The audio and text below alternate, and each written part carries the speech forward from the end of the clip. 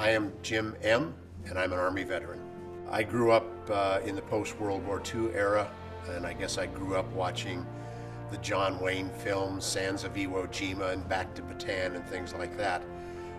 And it seemed that's, what you should do is be in the military somewhere, sometime in your life, and defend the country. So I grew up with that kind of mentality, I guess. I joined the New Mexico National Guard when I was 17 and still in high school. And once I got my commission, they wouldn't let me go back to my unit, so I was reassigned to the 1st Squadron of the 18th Armored Cavalry in Burbank, California.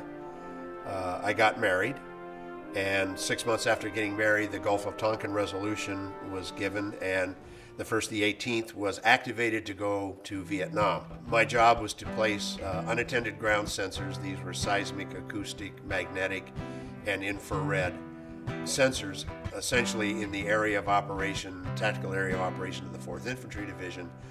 And our main focus was the protection of the outlying Special Forces camps along the Cambodia and Laotian borders. I'm only going from what I was told by the Division G2, and he just told me one day after I'd been there about 6 or 7 months, he said, just be very careful where you go and who you're talking to out there, because they know who you are and they're looking for you.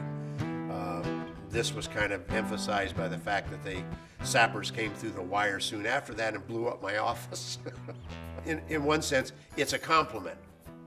They felt that I and the men working with me were doing a good job and interdicting them and coming across the border as freely as they had been. We know that we were instrumental in helping to save American lives and those of our allies, the Koreans and the Vietnamese in the area.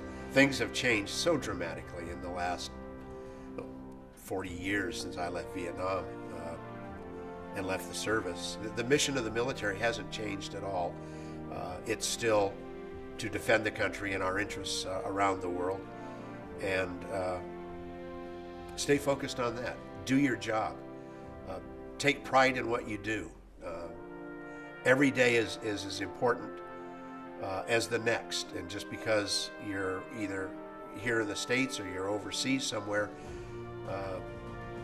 the mission nowadays can be there are no borders, as we learned in Vietnam. There's no rear area, and that the rear area now in today's conflict could be in any state in the United States or any country around the world. You're never going to know when bad people decide to do bad things, and you need to be ready for those things to happen.